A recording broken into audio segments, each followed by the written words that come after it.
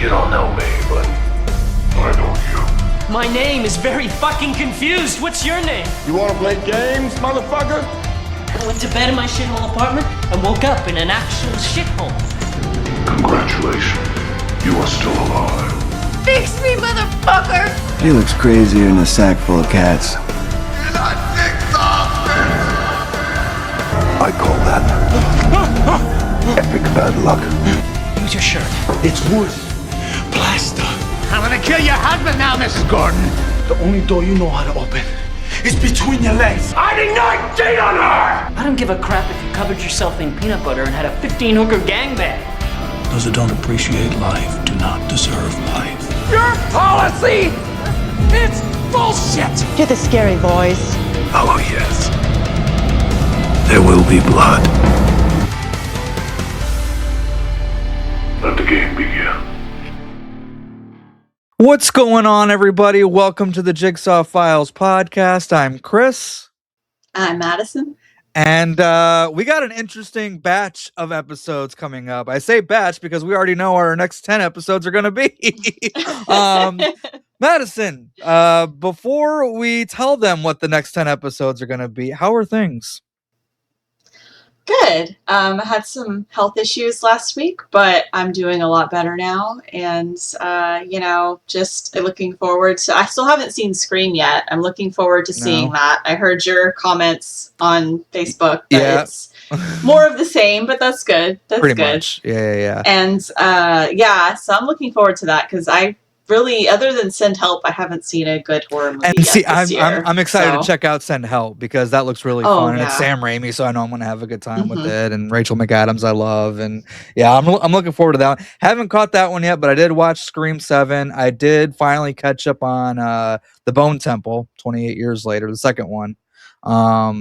So I caught that one. That one was pretty good as well. And then I'm gonna watch at the time that we're recording this, I'm gonna watch Return to Silent Hill hopefully this weekend. I heard that wasn't very good, but you know what? People shit on the last one, and I kind of liked the last one for what it was. The last one. one. So we'll see how it goes. Yeah, I liked the last one. I thought that it captured the atmosphere probably better than any other Silent Hill film. Yeah. In my opinion. I don't know how to feel about Return to Silent Hill because I feel like it wasn't as bad as everyone said it was. Like I was expecting a truly spectacularly bad movie. I do feel like it meanders too much. He's alone for too much of that movie. I feel like, and then there's characters like Eddie that they bring in from the game, and he's only in it for such a short amount of time. It's like maybe they should have left him out and developed the other characters more. But it was okay. I think a lot of people don't like the ending. I think it made some people confused or mad, but it was okay. It was just it was fine. Well, yeah, like I said, we'll see how it goes. So yes, our next batch of episodes, we're going to do something that we've been talking about pretty much since episode 1. We're finally going to do it now. We're going to go through every single Saw movie individually. We're going to break it down. We're going to talk about our thoughts on the film in general. We're going to talk about behind the scenes stuff. We're going to talk about some other stuff along the way. And of course, today we're going to be going to the bathroom because we're going to be talking about the original Saw movie. I'm very excited.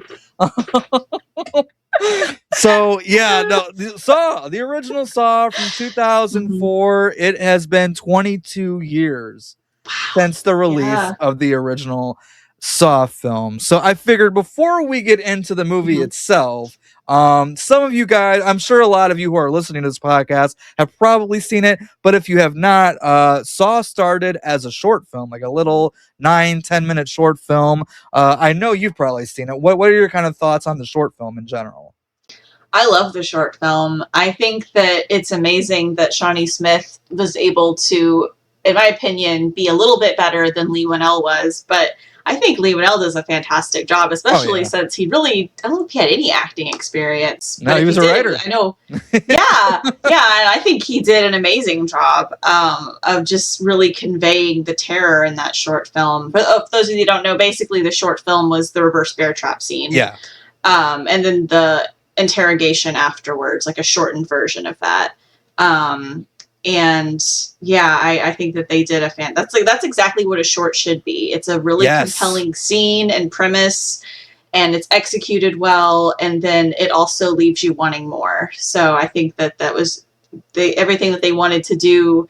I think that they were very successful in that. And then there's a part of me that kind of wishes that, like, what would it have been like? Although Amanda is priceless, you know, so I'm so glad we had Shawnee Smith.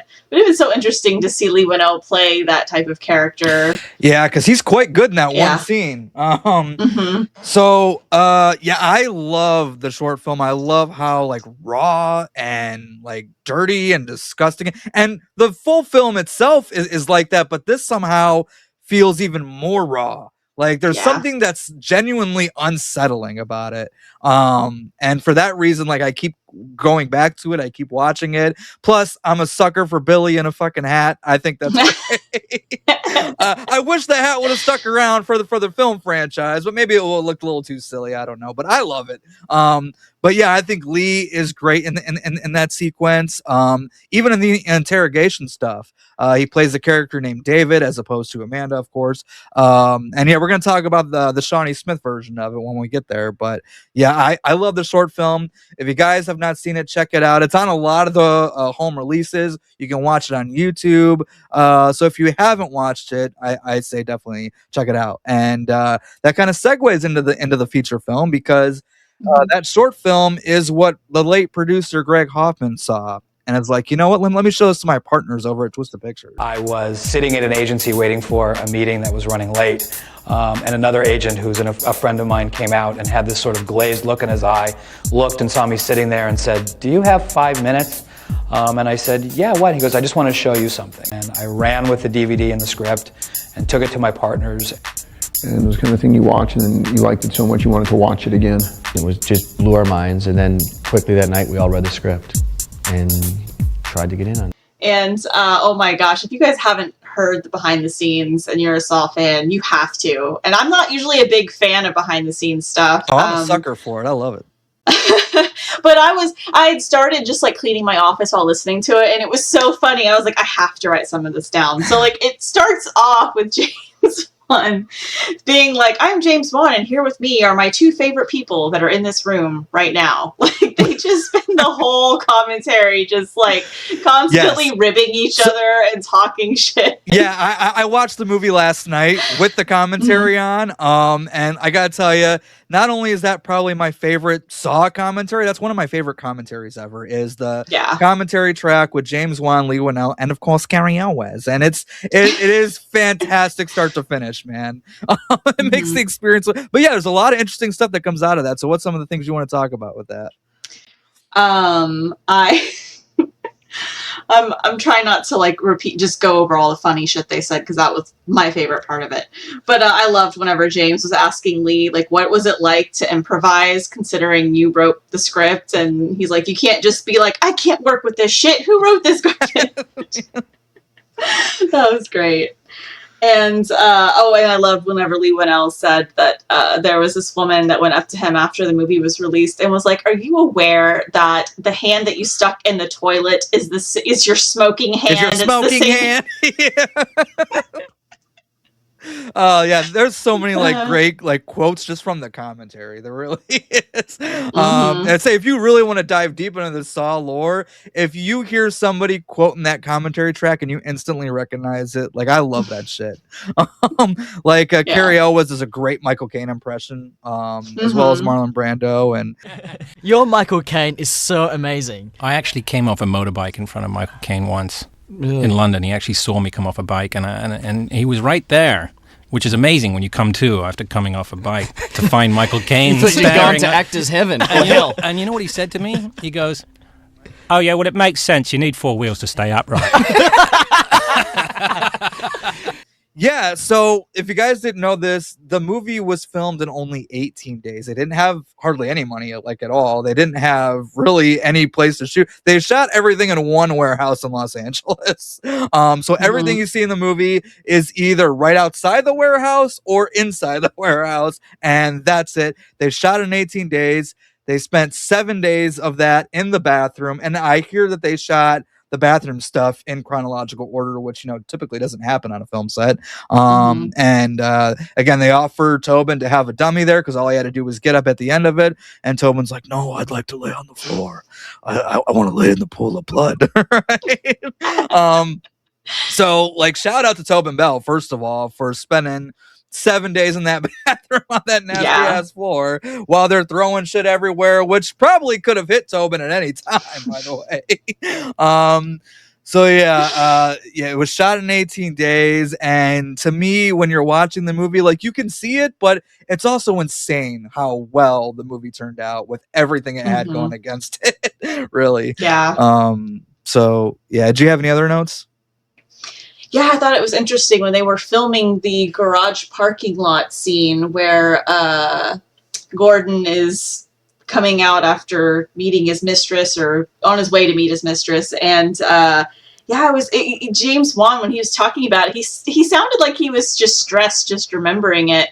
Apparently they were like rushed for time or something, so they had to throw out the entire shot list and just improvise in that moment how they were gonna film it in just a couple hours. And I mean, I think that's a great scene. It's got a really good jump scare, and I think it works really well. But I thought that was interesting. So it's also interesting that they were talking about how there was a lot of improv in the film itself.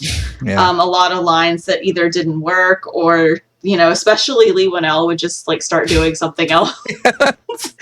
By the way, I love how Lee was talking about, he's like, you know, do you remember every time we would like repeat your lines back to you and just kind of make fun of you for it? Like, stop acting. Stop acting. I would love to see like the improvised cut where like everything that was improvised is all there. So I have some other notes. I do want to give a couple shout outs to some of the crew that we don't really talk about too often. Julie Berghoff, who was the production designer on this movie, great fucking job dressing those sets, Jigsaw's lair, of course, the iconic bathroom, the razor wire maze, every detail that you can see in this movie. Julie Berghoff, good job, because it's really great stuff there. Absolutely. And then director of photography, David Armstrong. Also want to give a shout out to him as well. He also did a great job. Again, the movie just looks and feels very dirty. Like, it's one of those movies where when you're done watching it, like, you need to get in the shower, because I feel all gross and icky, and you know, again, maybe being in that prehistoric bathroom chained up to the guy, you know, but it is a very like dirty movie, and I thought David Armstrong did a good job shooting all that. So speaking of, actually, I'll kind of talk about this in a minute. Actually, you know what? I'll take care of it now. So I didn't really put this together until I heard James Wan talking about it on the commentary and how it was intentional and stuff. I never picked up on it, but the whole time John's laying on the bathroom floor, like I've always known the way he lays, but I never put together that he's laying in the shape of an X, because X marks the spot. I'm like, holy shit, I never put that together. But apparently, like, James Wan, like, that was intentional. And I'm like, I never thought about it like that, but that's pretty crazy. But I did want to make a quick mention of that as well. That is insane. 22 years later, and we're still figuring stuff out. That's the magic of this movie. That's crazy. Absolutely. All right. Anything else from like behind the scenes that you wanted to kind of talk about before we like get into the movie itself? Two things. One thing is, I'm looking for it. If anybody that watches this knows where to find it. Apparently the Australia poster, or the original poster they were going to do, but Lionsgate came up with the severed foot, which is still amazing and iconic. Yeah. But I love the idea that there's apparently an Australian poster where there's an eye peeking through a hole, and the hole is a cutout puzzle piece shape. Huh. I think that sounds really cool. And apparently Australia had that poster, but I can't find it, but I'd love to see that. Yeah, that does sound very cool. I know. I'm like, they should use that for the next Saw film. I think that would be cool. That would be really neat if James brought that for Saw. The soft reboot. And then I thought it was really interesting that they had originally had in their mind that for some reason Jigsaw was going to have a red robe like Red Riding Hood, and I was like, oh, that's weird.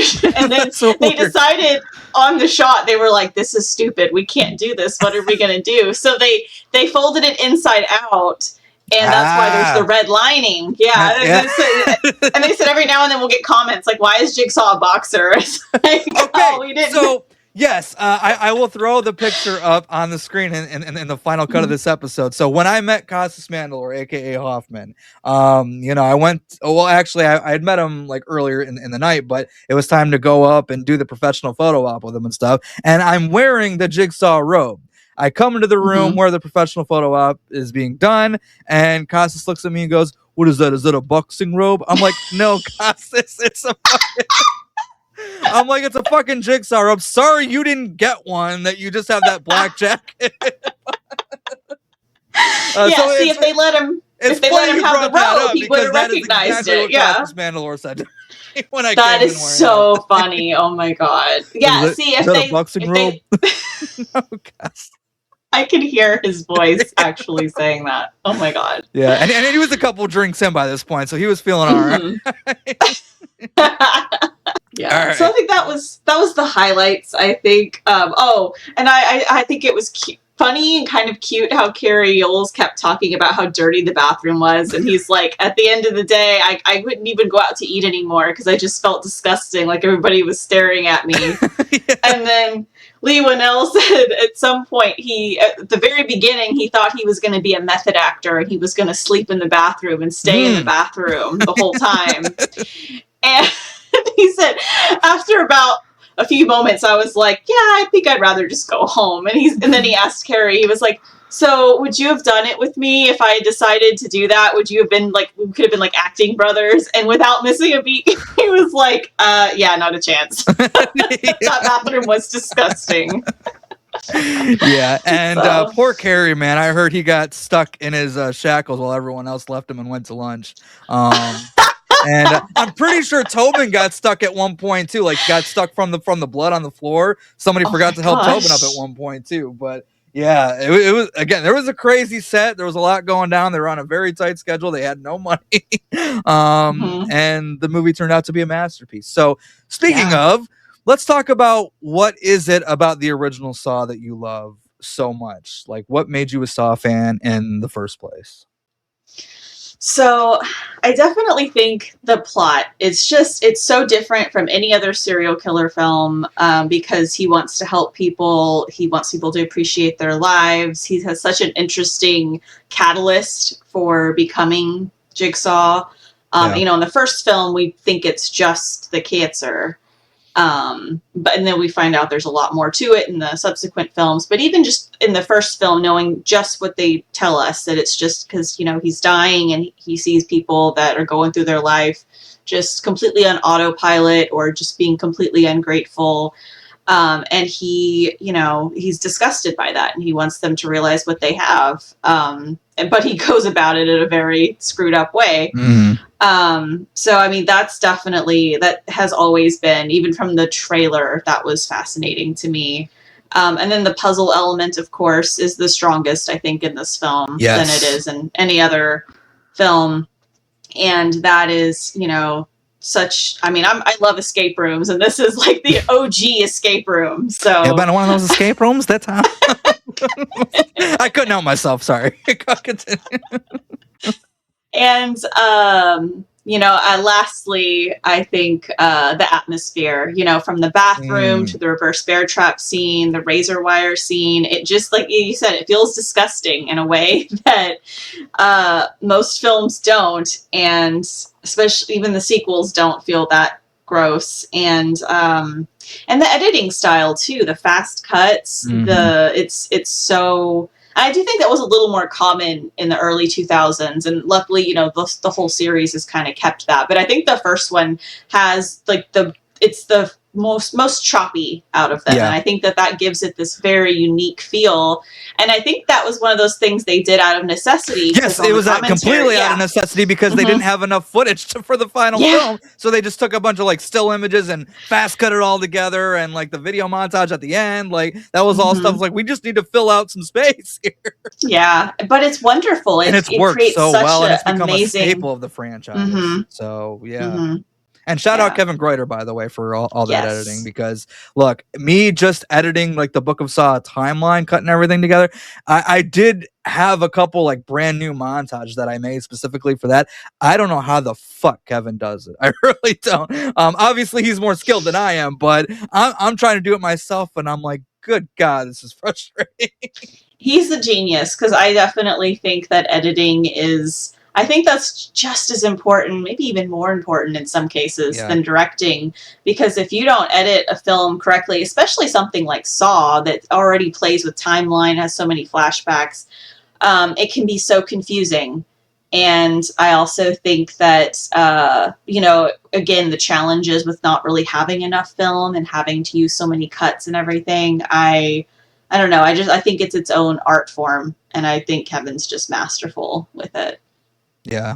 I've heard a lot of filmmakers talk about this, and I think Carrie also talked about this in the commentary as well. There are always three versions of a movie that you make: the one you write, the one you shoot, and the one you edit and release. So just the editing stages was really impressive. Again, even though you had to do a lot of that out of necessity, I think it worked out at the end of the day. And for me, talking about that puzzle element, that is my favorite thing about this movie. I love that we wake up with Adam and Dr. Gordon in the bathroom. We don't know where we are. We don't know why we're here. We don't know who's doing this to us, because you, the audience, are along for the ride. And that's something that for me personally, I don't feel in any of the sequels. Like, as much as I love them, as much as I have fun with them, this is the only one that's kind of had that, like, it's an experience. Like, you are experiencing it with them, and then the movie ends and you are still locked inside that bathroom with Adam at the end of it all,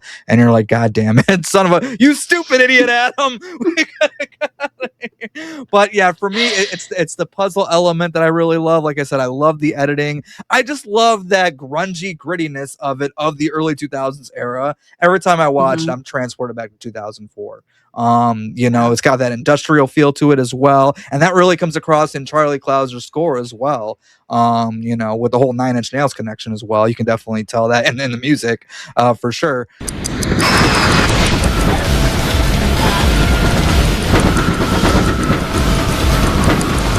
So, and then the ending. I mean, there was nowhere you could go in 2004, October 2004 onward, to where that ending wasn't being talked about. Like, I think everyone will always remember where you were the first time you seen Saw, and that moment where John gets up off the floor and Lee's face when it's all happening. That's something that just sticks with you, whether you like it or don't like it. Like, it's stuck in your head. I haven't quite seen, like, that is probably my favorite movie twist of all time. And there's a lot of great ones in cinematic history, but to me, the ending of the first, it still gets me hyped. And again, talking about Charlie Clouser's score, the Hello Zepp theme, it's iconic.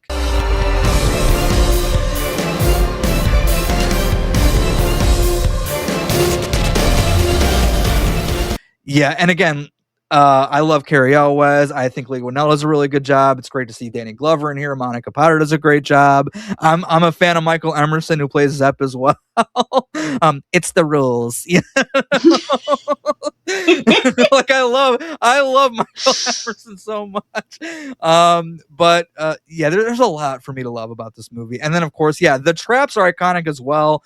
But to me, this movie really isn't about the traps, and I don't think James and Lee intended for this movie to be about the traps. That's kind of just in the background. It's about this. It's about these two guys in this bathroom. Like, that is what the movie is about, and I think the movie just works in all aspects that it was setting out to do. So that's why I'm a fan of the original Saw. Okay, so let's talk. Do you want to talk about the characters first? Let's talk about the characters first. Yeah. Adam and Dr. Gordon. Let's start with them. What's kind of your feeling on them and some of the decisions they made along the way, and maybe some of your favorite moments with them?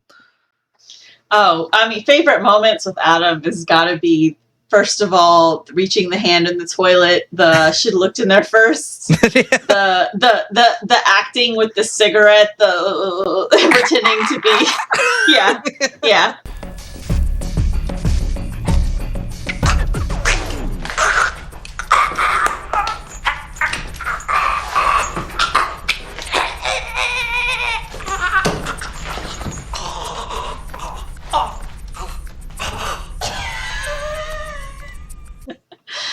And then of course, him getting electrocuted and everything.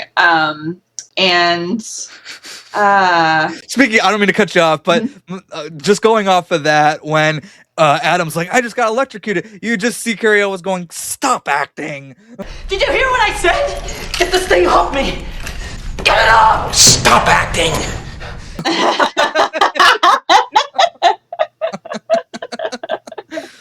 And then with Dr. Gordon, I feel like it's the opposite. My favorite moments with him are the moments where he's playing the game and figuring things out.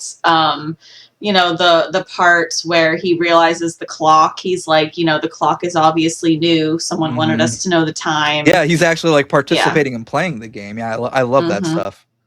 Yeah, he'd be great to do an escape room with. I know. Right? He might be a bit slower now, but I think. Yeah. I cut off my foot. I'm bleeding. Yeah.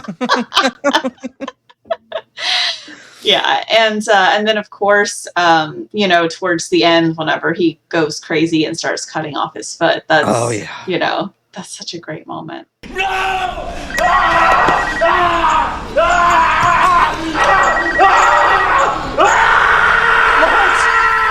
Yeah, with Carrie Elwes, I think my favorite moments for me is when he's just losing his shit.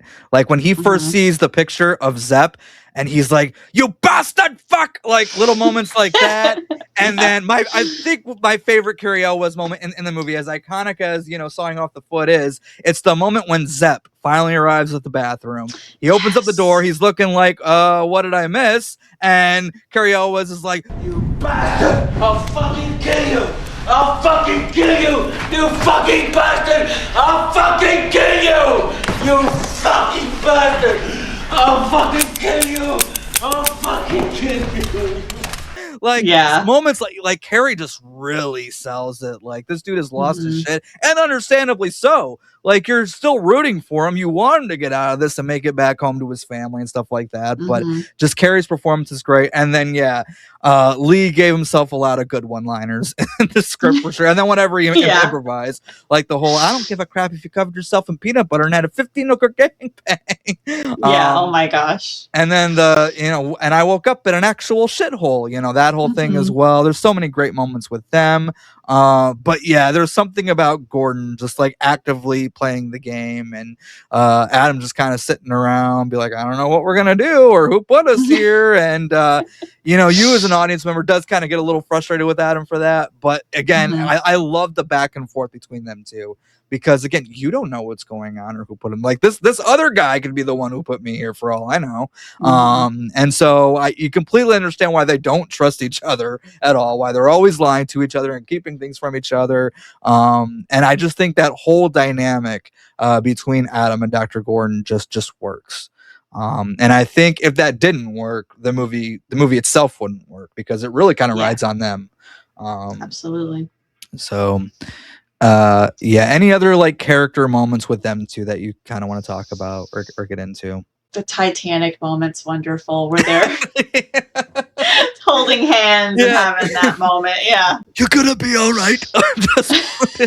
I wouldn't lie to you. Which, by the way, how great is Carrie's voice in that moment where he's like losing all that blood and he's like getting paler and weaker, and it's so great. Yeah, I love it. Yeah, I do wish we saw a little bit more of Zepp than the one we do, kind of gotten into his backstory a little bit more. But I do like Zepp as well, and I do like the whole red herring throughout the movie where you think it's him, right? And at a certain point in the movie, like, okay, this has got to be our guy, right? Like, who else could it be? And then you get to that final moment, and you find Zepp's tape, and it's just it's an incredible ending. But I do love Zepp as a character.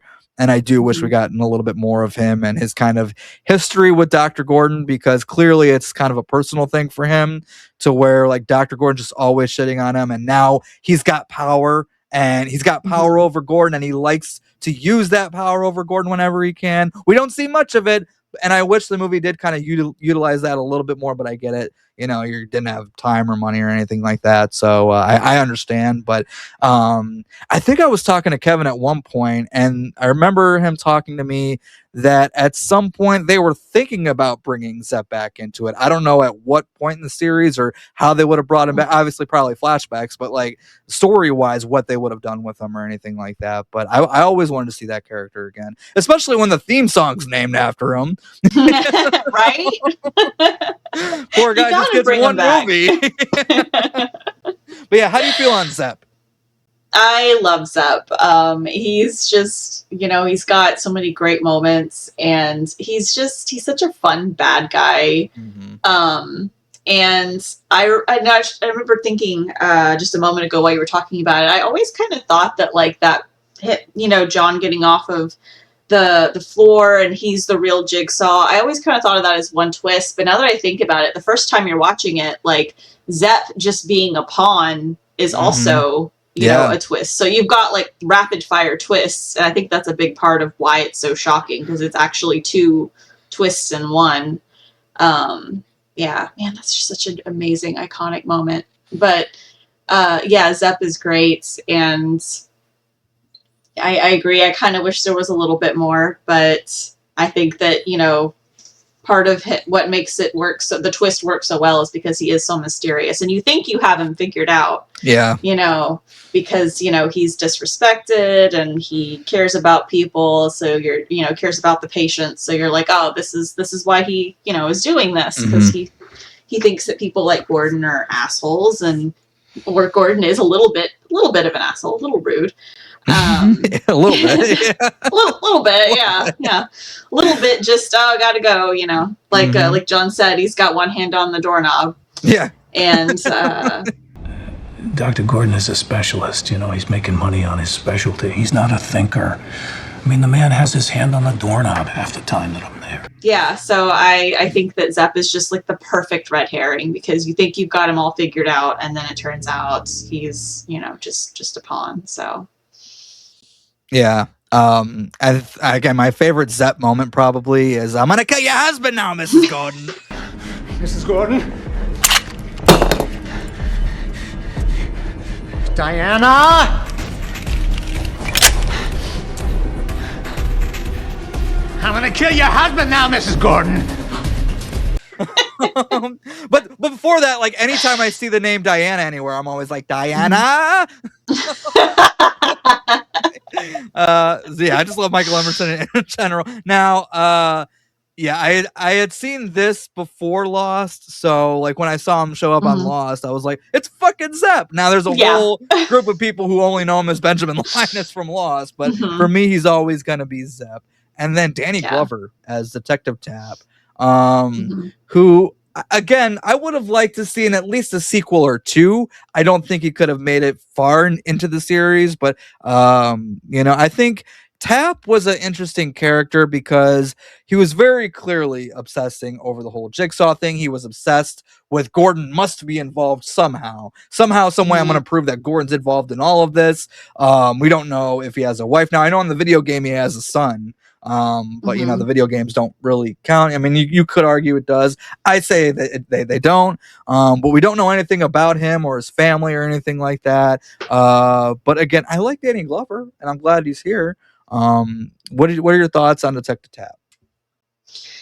Yeah, I feel like out of all the characters, this is the one that could have been developed just a little bit more. I think that I understand his motives after his partner dies.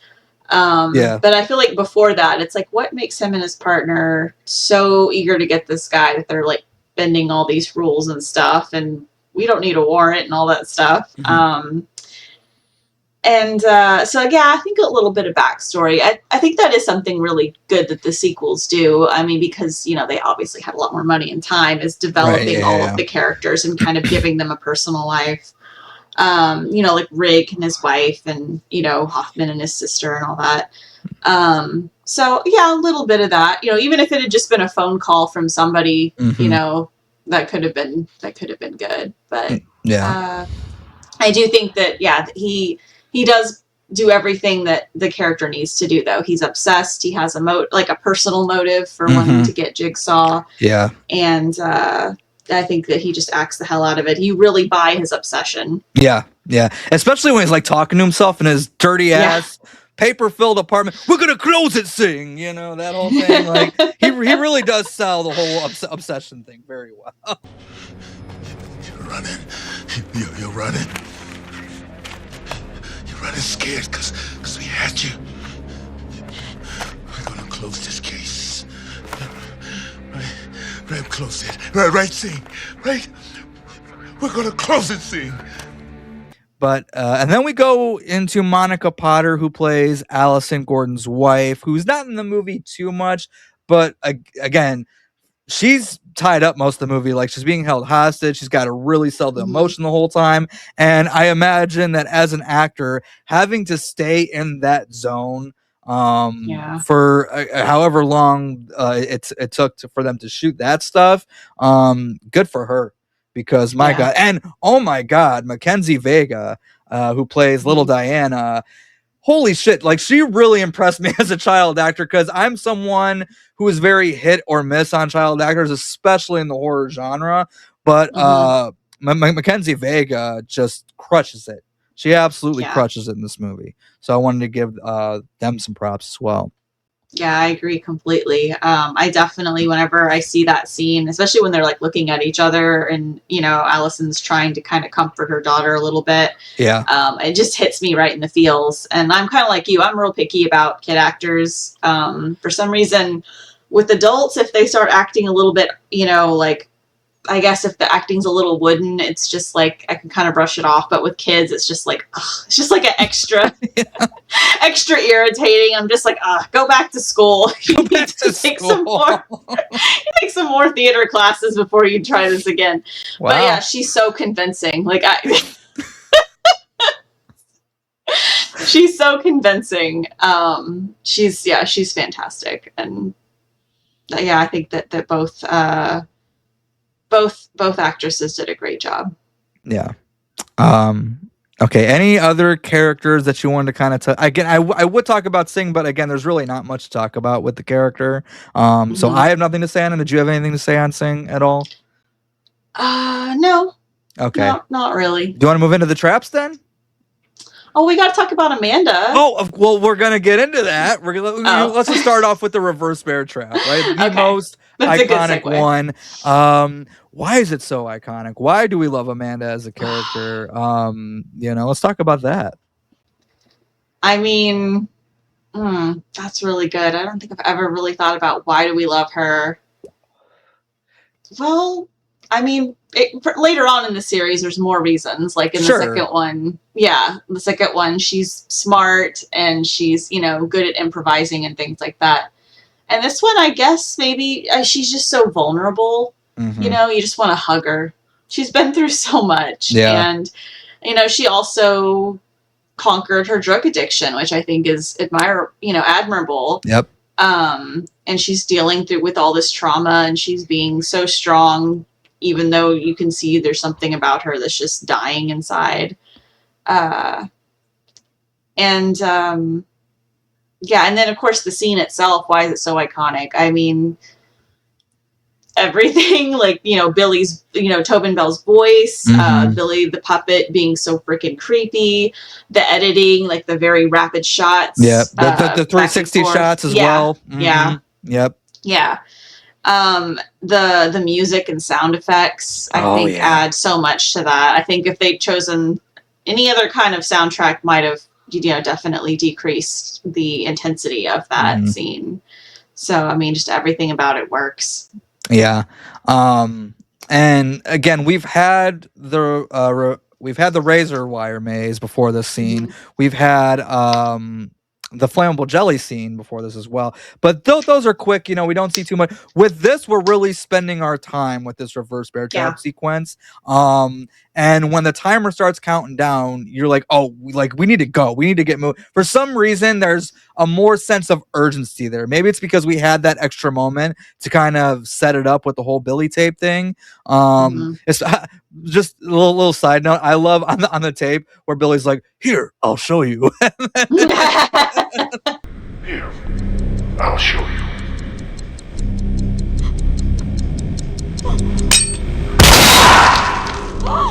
For whatever, like I've always loved that moment. And you just see like John kind of leaning the puppet over. Here, I'll show you.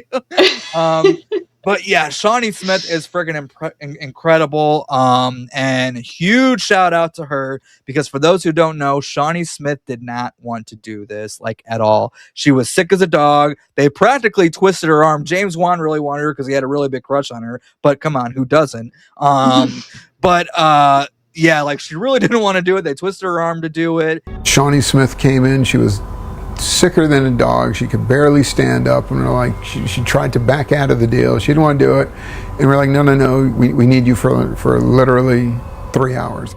And thank God she did it, because now she's a supervillain for one, but also it's just an iconic scene, and it became like the poster.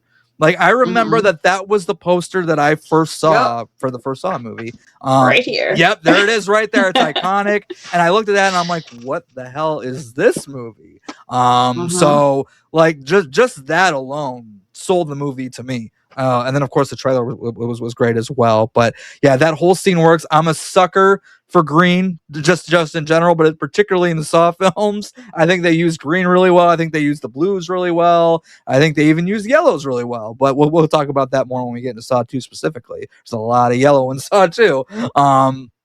But yeah, so I love the usage of green. I love the camera work in that scene. Like I've already mentioned, the 360 shots, the quick editing that Kevin does there.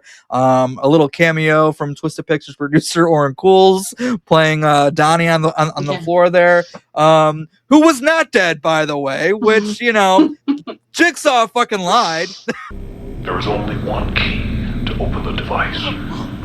It's in the stomach of your dead cellmate. Look around, Amanda. Know that I'm not lying. He was alive? The deception!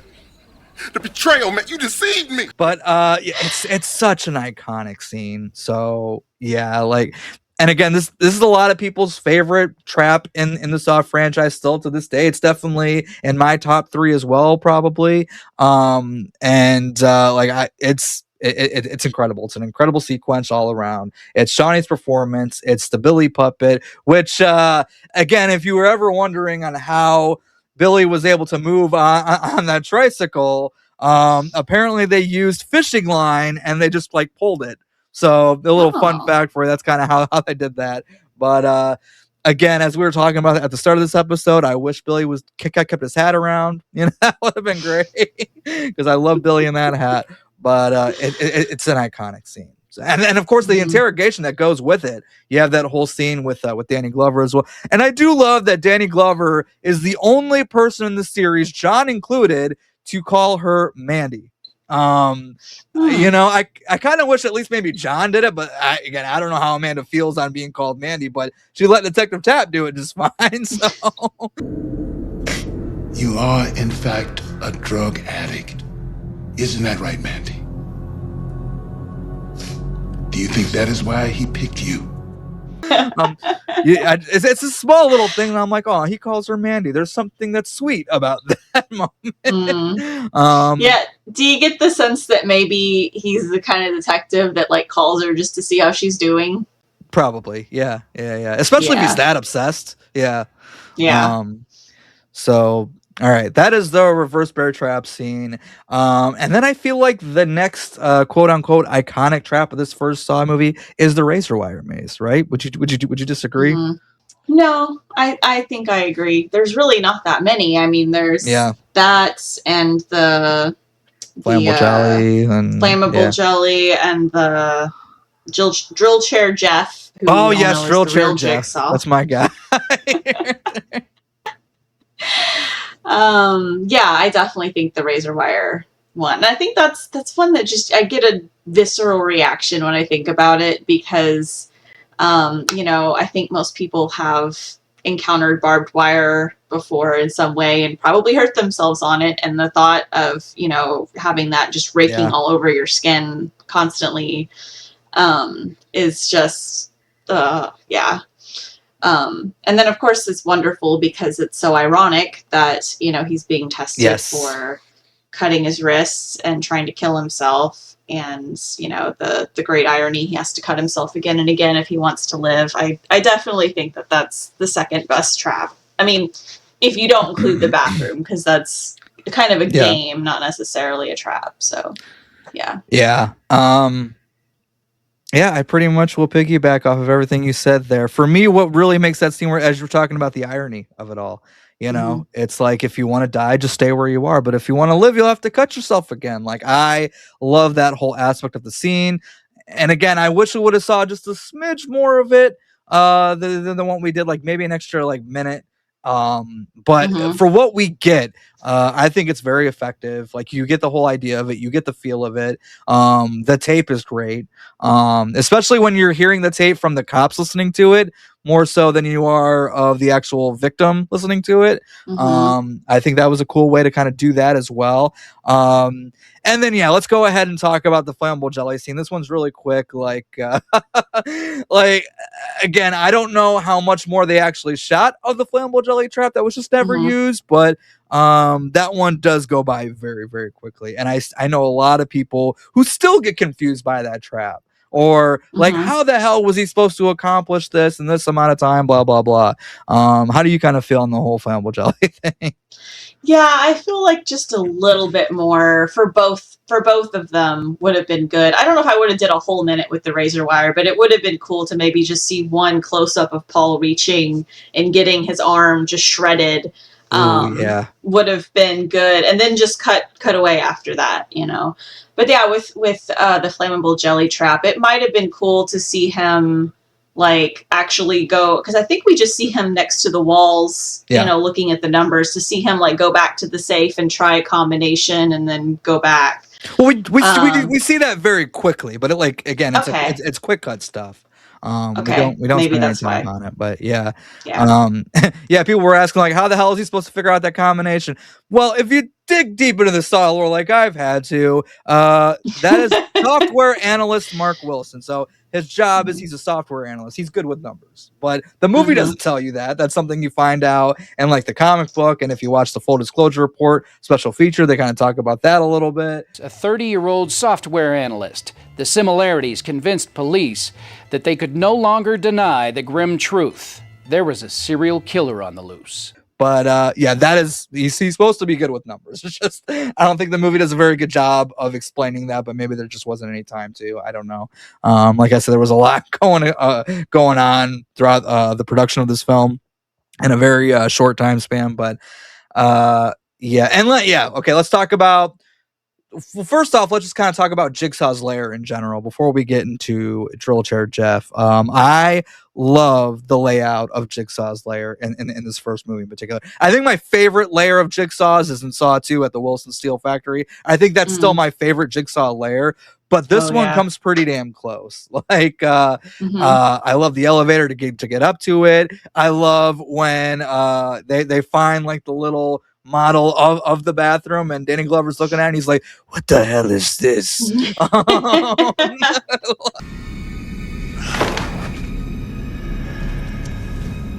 the hell is this? And you guys get that great shot of uncovering Billy, which is great. I love the lair in general. And then all of a sudden John comes in and is like, awake already, Jeff. So what do you think about the whole Jigsaw's lair, Drill Chair Jeff stuff? I agree with everything you said, and I think that's like one of the very few times we get to see a detective actually finding it whenever like John wasn't really prepared for them, I don't think. And we like the reveal of pulling the sheet off of Billy and everything, like we're getting to explore the layer with them. Yeah. As opposed to it all just being a trap like it was in Saw 2. So yeah, I think it's one of the best layers, and it's one of the best reveals of the layer. Correct me if I'm wrong, but is that the first time we see the pig mask? Do we see Gordon's kidnapping before the lair or after the lair? I can't remember, but I know we definitely see the pig mask in the lair, like right next to Billy. But I have to go back and watch it again. I don't remember if the parking garage scene comes first or if the Jigsaw's lair scene comes first. But either way, like if that's the first time that we see like a little tease of the pig mask before we finally see it in full action, I think that's great too. It's cool to see that there. And then Drill Chair Jeff, which poor guy didn't have a fucking chance. He lives though. He does live, but he was kind of set up for failure from the jump. The cops are there and he's like, all right, what are you gonna do? Are you gonna arrest me or are you gonna let this man die? Because you're not gonna be able to get away with both here. And I really like that choice because to me that is Jigsaw testing the police department. How far will the police department go in order to catch him? Like, are they going to just let this man die so they can go and arrest him? Or like what choice are they going to make? And I love that was really the first time we see Jigsaw testing the police force. And I thought that was really interesting. And that's what I really love about the whole Drill Chair Jeff scene. House of Jigsaw theories aside about him being the secret mastermind behind it all, I still stand by that. But I really love the whole scene in Jigsaw's lair and with Drill Chair Jeff. I think it's great.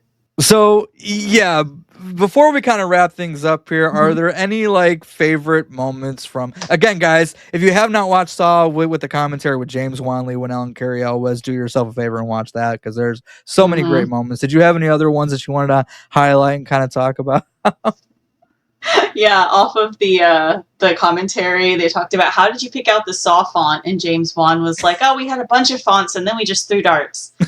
And then Lee asking Carrie Oles, he's like, "Yeah, I really put my heart and soul into this performance, and there was a few times I hurt myself while we were filming because he really got into it. I think he hurt his shoulder when he was doing the toilet thing." Yeah. And he said, "How long did it take you to say, look, this is bullshit. I'm not hurting myself anymore?" And Carrie Oles was like, the first day. Oh, another little fun fact. So that punch that Adam gives Zep at the end of the movie, like when he punches him before he hits him, that's a real punch. He really hit Michael Emerson. Oh, and then one of my favorite moments from the commentary is when they're talking about that. He's like, "Yeah, I really hit Michael, and that's me really hitting him with a toilet lid too. That's his blood." He was really taking a beating for this. That's always been a favorite little fun fact of mine from the first Saw movie. And then Carrie actually did like nick his foot a little bit while he was sawing it off. And again, while they're talking about that scene, he's like, "That's not really my blood there. That's all fake movie." I did actually cut my leg when I did that. Even though they blunted the hacksaw, James was yelling at me, "Faster, faster!" And I was like, well, that makes sense. I mean, I think I would definitely be doing it faster if I wanted to get this thing done.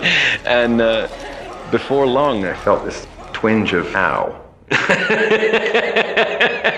and before you know it, the fake glucose blood was mixing with the real thing. But it was just a small cut. It's nothing. Here, you can see it there. There you go. There, an acting exercise.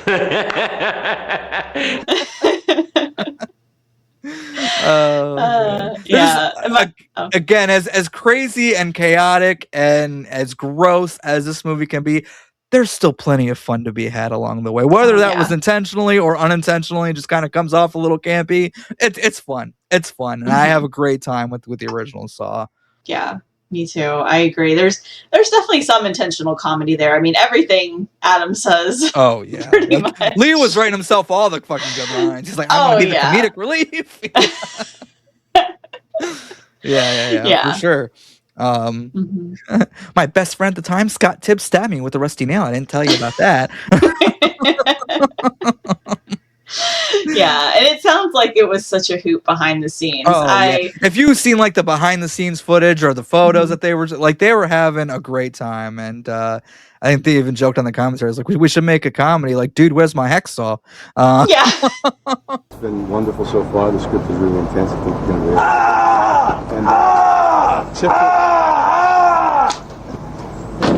and Carrie and his subtle ways. Yeah. I think I'll make a horror thriller next. We had a great time doing this comedy. I think I'll do a horror thriller next. Yeah. And then I think it's a commentary for Saw 3, so I'm getting a little ahead of myself, but I remember Lee talking about, killing Adam off, and he's like, I think next time I'll just write where I'm getting fed grapes and stuff. Definitely go check that out, guys. And speaking of James Wan and Leigh Whannell, some of you may know that they are back at the helm of the Saw franchise right now. The next Saw movie we are getting, James Wan is heavily creatively, he's basically like the head of the franchise right now. And then Leigh Whannell is supposed to be very heavily involved as well. We don't know what they're doing at this time yet. I've done a couple of videos on the very little information that we do have. But what do you kind of hope happens? What are you expecting to happen? What do you want to see from this new era of Saw that we are going to get from James Wan and Leigh Whannell? I based on the comments that he's made about wanting to kind of do a soft reboot, it sounds like, and he said he wants to capture the feel and the essence of the original Saw. I don't know if you can. I mean, I'm hoping that like they keep obviously plot twists and Hello Zap, that's just non-negotiable. Yeah, for sure. But like we were talking about earlier, the first film, you really don't know what's going on. You don't know who the killer is. You don't know what their motive is. You don't know why these people are here. And there's all these clues, and you don't know like who put them there, why are they there. And so I think that if James Wan really wants to recapture the feeling of the first one, he's going to have to really disorient us at the beginning. Yeah. And maybe do a couple things that play into our expectations of what a Saw film should be and subvert those by doing something different. Yeah. So, I mean, if he really wants to do that, if he's giving himself that much of an ambitious goal of trying to really recreate the feeling of the first one, he's definitely going to have to surprise us in more than the typical way in terms of really, subverting our expectations of what a Saw film is instead of just, oh, this person's actually the bad guy, not this person. Yeah. And then I also hope it's dirty and grungy too. Oh yeah, of course. That also should be a given as well. Yeah. But yeah, in terms of what do I want to see, again, if talking about he wants to bring back the spirit of the original, when I hear that, I kind of hope that it becomes like the audience becomes part of the game again, as opposed to just watching the game like we have for all this. Because like I said, this original Saw is really the only one who gives me that experience. Like, I feel like I'm part of the game with these characters. So whatever new game that they want to play, I just hope that they make it an experience again.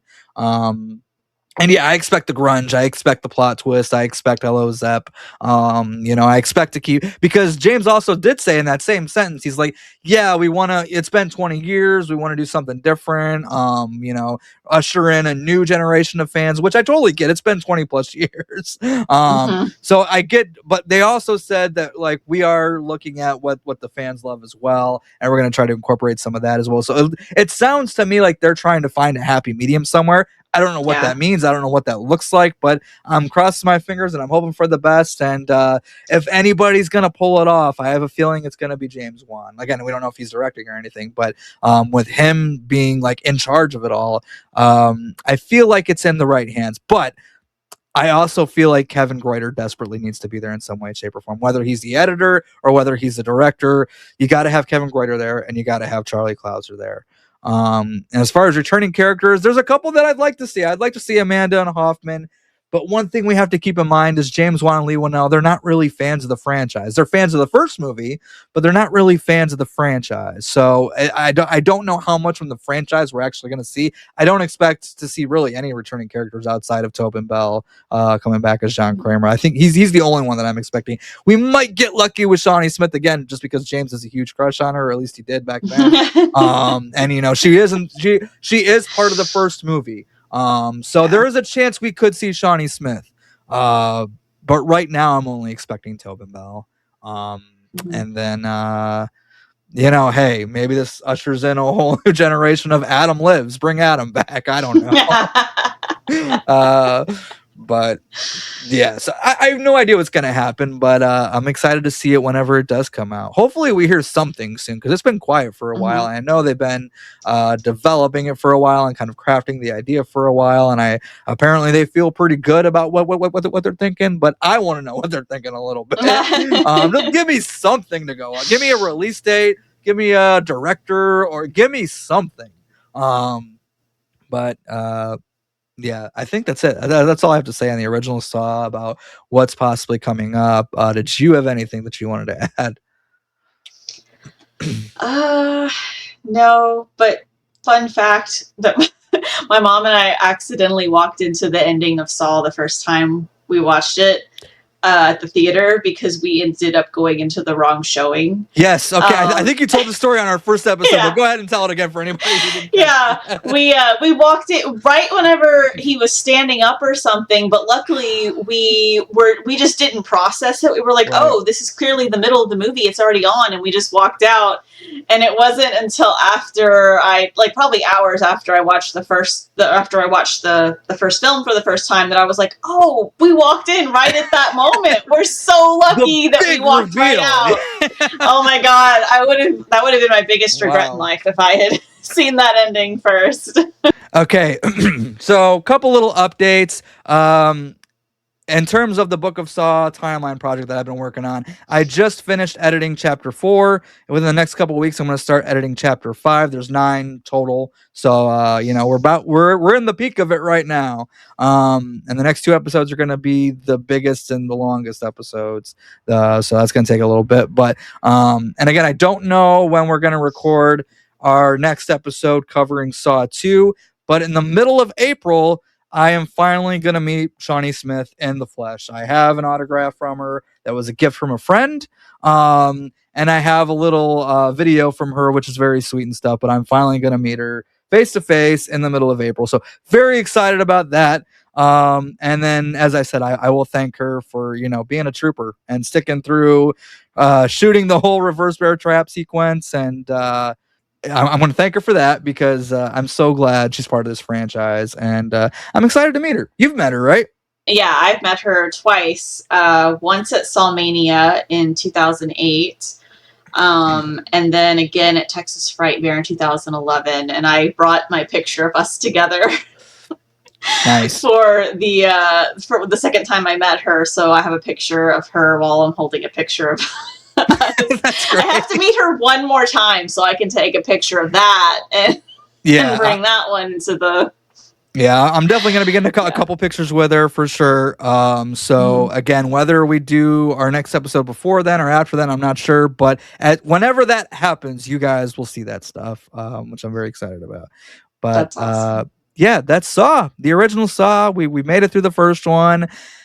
Now we're going to get into Saw 2 on our next episode. Are you excited about Saw 2? I'm excited to go back and revisit Saw 2 again. Yes. For sure. Yeah. I am. It's been a minute.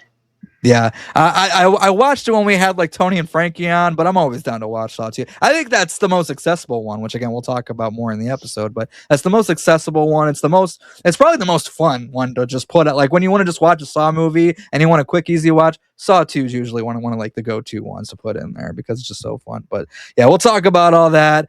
Anything else you wanted to say on Saw 1 or the original short film, or anything that's coming up in this new era of Saw at all? No, not anything I want to add. Just I'm looking forward to the new one. I'm a little nervous because I was definitely because it's so hard to do a soft reboot. You know, we saw that with Jigsaw and Spiral. So, but I'm very curious because James Wan is involved. So, and Lee Winnell. So, yeah. All right, guys. So that'll do it for us. So until next time, guys. Game over.